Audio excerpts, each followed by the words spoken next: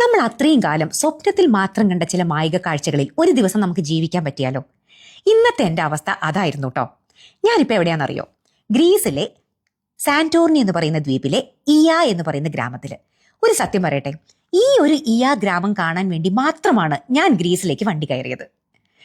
രാവിലെ തന്നെ ഞാനും ഇന്നത്തെ എൻ്റെ ഗൈഡ് കം ഡ്രൈവർ വാസിലിസും പുറപ്പെട്ടു. ഇന്നത്തെ ഞങ്ങളുടെ അജണ്ട ഇയ വില്ലേജ് കാണലാണ്. ഇതാ ഞങ്ങൾ അങ്ങോട്ട് എത്തിക്കൊണ്ടിരിക്കുകയാണ്. ഇതാണ് അതിന്റെ എൻട്രൻസ്. ഇതിനപ്പുറം വണ്ടി പോവില്ല, നമ്മൾ നടന്നു വേണം പോവാൻ. ഇവിടുന്ന് അങ്ങോട്ടൊരു നടപ്പ് തന്നെയാണ് കേട്ടോ. പക്ഷേ ഇനി ഞാൻ നിങ്ങൾക്ക് കാണിച്ചു തരാൻ പോകുന്ന കാഴ്ചകൾ അത് അത്ര മനോഹരാണ്, നിങ്ങൾ ഒരിക്കലും മറക്കില്ല. നിങ്ങൾ എത്ര പേര് ഗ്രീസിന്റെ കൊടി കണ്ടിട്ടുണ്ട്? ഫ്ലാഗ്. അതിൽ രണ്ടേ രണ്ട് കളറുകളേ ഉള്ളൂ, വെള്ളയും നീലയും.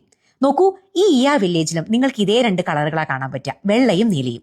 അത് ഇവിടെ അടിച്ചിരിക്കുന്ന പെയിന്റ് മാത്രമല്ല, നിങ്ങൾ അപ്പുറത്ത് കാണുന്ന പ്രകൃതി പോലും അതേ രണ്ട് കളറുകളിലാണ് ഭംഗിയായിട്ട് നിൽക്കുന്നത്. നീല കളറില് ആ സമുദ്രവും വെള്ള കളറില് ആ ഒരു ആകാശത്തെ പഞ്ഞി പോലെയുള്ള മേഘങ്ങളും. സത്യത്തില് പ്രകൃതിയും ഈ പറയുന്ന ഈ ഒരു വില്ലേജും ഇയ വില്ലേജും അത്രയും ബ്ലെൻഡ് ചെയ്തിട്ടാണ് നിൽക്കുന്നത്. നമുക്ക് ഒന്നിനൊന്ന് വേർതിരിച്ച് കാണാൻ പറ്റില്ല. ഈ വെള്ളയിലും നീലയിലും മാത്രം ഇങ്ങനെ അണിഞ്ഞൊരുങ്ങി നിൽക്കുന്ന ഒരു ഗ്രാമവും അതിന്റെ നേരെ അപ്പുറത്ത് സ്ഥിതി ചെയ്യുന്ന കടലും അതുപോലെ തന്നെ മേഘങ്ങളും. ഇത് നോക്കൂ, അതിൻ്റെ ഒരു ഭംഗി. ഇതാണ് അതിൻ്റെ മുകളിൽ നിന്നുള്ള ഒരു വ്യൂ. ഇനി നമ്മൾ അങ്ങോട്ട് അങ്ങ് നടക്കാൻ പോവാണ്. നിങ്ങളും എൻ്റെ കൂടെ പോരണം കേട്ടോ. അവിടെ നമുക്ക് ഇടയ്ക്കിടയ്ക്ക് ഇതുപോലെയുള്ള ചെറിയ ചെറിയ പള്ളികൾ കാണാൻ പറ്റും. ഇവിടെ കണ്ടോ, നടന്ന് തന്നെ പോണം. മാർബിൾ ഇട്ടിരിക്കുന്ന നല്ല ഭംഗിയുള്ള പേയ്മെന്റുകളാണ്. ഇങ്ങനെ നമ്മൾ നടന്ന് നടന്ന് നടന്ന് അങ്ങോട്ട് പോകുമ്പോഴാണ് ശരിക്ക് ഞാൻ കാത്തിരുന്ന ചില കാഴ്ചകൾ. അയ്യോ, ഈ കഴുതകളെ കാണാനല്ല കാത്തിരുന്നത്, ഇതവരെ ഇടയിൽ വന്നതാണ് കേട്ടോ. നോക്കൂ, ഞാൻ പറഞ്ഞല്ലോ അങ്ങോട്ട് വണ്ടിയൊന്നും പോവില്ല. അപ്പോൾ അങ്ങോട്ട് കൊണ്ടുപോകാനുള്ള ചുമടൊക്കെ കൊണ്ടുപോകുന്നത് ഈ കോവർ കഴുതകളാണ്. അവരിങ്ങനെ ഇടയ്ക്ക് നമ്മുടെ വഴികളിലൂടെ ഇങ്ങനെ പോയിക്കൊണ്ടിരിക്കും. നമ്മളെ ഉപദ്രവിക്കൊന്നുമില്ല കേട്ടോ, പാവങ്ങളാ. ഇതാ ആദ്യത്തെ കാഴ്ച ഇതായിരുന്നു. ഇനിയാണ് ഞാൻ എൻ്റെ സ്വപ്നത്തിൽ കണ്ട എൻ്റെ മായിക കാഴ്ച. ഇത് നോക്കിയേ, ഈ കാഴ്ച കാണാൻ വേണ്ടിയിട്ടാണ് ഞാൻ ഇത്രയും ദൂരം സഞ്ചരിച്ച് ഈ ഗ്രീസിലെ സാന്റോർണിയിലേക്ക് വന്നത്. നിങ്ങളിൽ പലരും പല ഇൻസ്റ്റാ റീലുകളും കണ്ടിട്ടുണ്ടായിരിക്കും. സാന്റോർണിയുടെ ഈ പറയുന്ന ബ്ലൂ ഡോംസ്, ഈ വെള്ളയും നീലയും കലർന്ന ഈ ഗോപുരങ്ങളോ അല്ലെങ്കിൽ മകുടങ്ങളോ ഒക്കെ കാണാൻ വേണ്ടിയിട്ടാണ് ലോകത്ത് നിന്ന് ലക്ഷക്കണക്കിന് സഞ്ചാരികൾ ഗ്രീസിലെ സാന്റോർണിയിലേക്ക് വരുന്നത്. ഞാനും എത്രയോ കാലമായിട്ട് ഇത് എൻ്റെ ഇൻസ്റ്റാ റീലുകളിലാണ് കണ്ടിരിക്കുന്നത്. എന്നും ഞാൻ സ്വപ്നം കാണാറുണ്ട് ഇതൊന്ന് നേരിട്ട് വന്ന് കാണുന്നത്. ഇന്നാണ് ആ സ്വപ്നം എനിക്ക് സാക്ഷാത്കരിക്കാൻ പറ്റിയത്. സത്യം പറയാലോ, വല്ല കുഞ്ഞു കുട്ടികളുടെ കയ്യിൽ കളിപ്പാട്ടം കിട്ടിയ പോലെയായിരുന്നു എൻ്റെ സന്തോഷം.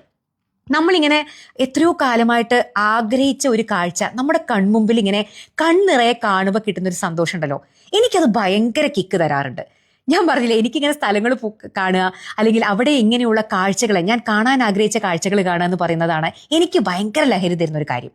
അപ്പം അതുകൊണ്ട് തന്നെ ഞാൻ അവിടെ എനിക്ക് മതിയാവുന്ന വരെ നിന്നു. കണ്ണിറ ഇതെല്ലാം കണ്ടു. കാരണം ഇനി കാണാൻ പറ്റുമെന്ന് എനിക്കറിയില്ല. കാരണം ഇതൊക്കെ ഒരു once in a lifetime ആണ് അല്ലേ. ഇടയ്ക്കിടയ്ക്ക് പോകാൻ പറ്റിയ സ്ഥലമൊന്നുമല്ല ഗ്രീസ്. നല്ല കാശലവും ഉണ്ടായിരുന്നു. എന്നാലും ഈ കാഴ്ച കണ്ടപ്പോൾ ഉണ്ടല്ലോ, അതെല്ലാം മുതലായി എന്ന് എനിക്ക് തോന്നി. അടുത്തതായിട്ട് ഞാൻ കണ്ട മായിക കാഴ്ചയാണ് ഈ കാണുന്നത്. എന്താന്ന് മനസ്സിലായോ? ഇതൊരു വിൻഡ് മില്ലാണ്. അതായത് നമ്മൾ വിൻഡ് മിൽ എന്ന് പറയില്ലേ, എന്താ കാറ്റാടി യന്ത്രം പ്രവർത്തിപ്പിക്കുന്ന, അതിൽ നിന്ന് പലതും ഉണ്ടാക്കുന്ന സംഭവം. അപ്പൊ ഞാൻ ആദ്യം വിചാരിച്ചത് ഇവർ ഇതിൽ നിന്ന് കറണ്ട്, അതായത് വൈദ്യുതിയാണ് ഉണ്ടാക്കുന്നതെന്നാ. പക്ഷേ എൻ്റെ അടുത്ത് വസലിസ് പറഞ്ഞു ഇത് വൈദ്യുതി ഉണ്ടാക്കുന്നതല്ല, അവരിത് ഈ പൊടിയൊക്കെ, അതായത് ഫ്ലവർ, നമ്മുടെ ഗോതമ്പൊക്കെ പൊടിക്കാൻ വേണ്ടിയിട്ട് അത്ര ഉപയോഗിക്കുന്നത്. ഞാൻ വിൻഡ് മില്ലുകളൊക്കെ കണ്ടിട്ടുണ്ട്, പക്ഷെ ഇത്രയും ഭംഗിയുള്ള വിൻഡ് മില്ല് ഞാൻ എൻ്റെ ജീവിതത്തിൽ കണ്ടിട്ടില്ല. നോക്കി എന്ത് ചന്താന്ന്. നമ്മൾ ഈ ഡെസ്ക്ടോപ്പിലൊക്കെ കാണുന്ന വാൾപേപ്പർ പോലെ തോന്നുന്നില്ലേ? എനിക്ക് അങ്ങനെയാ തോന്നിയത്. ഇനി ഇതിൽ നിന്ന് താഴോട്ട് നടക്കുമ്പോൾ കാണുന്ന കാഴ്ച അതിലും ഭംഗിയാണ്. ഈ കടും നീല കളറിലുള്ള സമുദ്രവും അതിലൂടെ ആ പറയുന്ന ഒരു ബോട്ട് പോകുന്ന ആ ഒരു കാഴ്ച നോക്കി എന്തൊരു ഭംഗിയാന്ന്. എന്ത് രസാന്നറിയോ.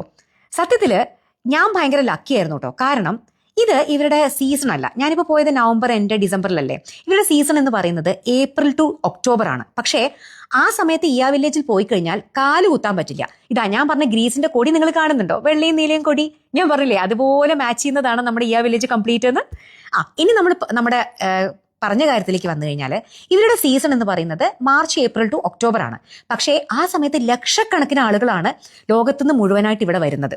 അപ്പൊ അതുകൊണ്ട് തന്നെ ഇത്രയും ഭംഗിയായിട്ട്, ഇത്രയും ആളില്ലാതെ, ഇങ്ങനെ തിരക്കില്ലാതെ ഈ ഇയ വില്ലേജ് കാണാൻ ഒരിക്കലും സാധിക്കില്ല. പക്ഷേ ഞാൻ വന്നത് ഓഫ് സീസൺ ആയതുകൊണ്ട് തന്നെ എനിക്ക് ഒരു തിരക്കുമില്ലാതെ മനം നിറഞ്ഞ് എനിക്ക് കാണാൻ പറ്റി. കുറച്ചങ്ങ് കഴിഞ്ഞപ്പോഴേക്കും വീണ്ടും നമ്മുടെ ഫ്രണ്ട്സ് വന്നു. ഇതാ ഇതിങ്ങനെ ഇടയ്ക്കിടയ്ക്കിടയ്ക്ക് വന്നുകൊണ്ടിരിക്കും. ഇവർക്കൊരു മണിയൊക്കെ കെട്ടിക്കൊടുത്തിട്ടുണ്ട്. അപ്പൊ ദൂരേന്നേ നമുക്ക് കേൾക്കാൻ പറ്റും. അപ്പൊ നമുക്ക് വഴി മാറി കൊടുക്കണം. കാരണം പാവങ്ങൾ അവര് ഇങ്ങനെ ചുമടൊക്കെ കൊണ്ടുവരില്ലേ പാവങ്ങള്. അപ്പൊ അതുകൊണ്ട് നമ്മൾ അങ്ങ് വഴി മാറി കൊടുക്കും. അപ്പൊ അവരത് കൂടെ അങ്ങ് നമ്മളെ ഉപദ്രവിക്കാതെ അങ്ങ് പൊക്കോളും. ഇതായിരുന്നു എൻ്റെ ഇയാ വില്ലേജിലെ അവസാനത്തെ കാഴ്ച. ഒരു കോട്ട പോലത്തെ ഒരു സംഭവമുണ്ട്, കുറച്ച് ഉയരത്തിലാണ്. അവിടെ പോയി കഴിഞ്ഞാൽ നമുക്ക് ആ ഒരു ഹോൾ വില്ലേജിന്റെ ഒരു വ്യൂ കിട്ടും കേട്ടോ. അതുകൂടാതെ ഇങ്ങനെ എനിക്കിത് കണ്ടപ്പോൾ പാലക്കാട്ടെ ടിപ്പുവിന്റെ കോട്ടയെ ഓർമ്മ പോകുന്നത് അതുപോലെ ഉണ്ട് അല്ലേ. താഴേക്ക് നോക്കുമ്പോൾ നല്ല മനോഹരമായിട്ടുള്ള ആ ഒരു കംപ്ലീറ്റ് കടലിന്റെ ഒരു ദൃശ്യവും. അപ്പോൾ ഇതായിരുന്നു എൻ്റെ ഇയാ വില്ലേജ്. നിങ്ങൾക്ക് ഇഷ്ടപ്പെട്ടോ?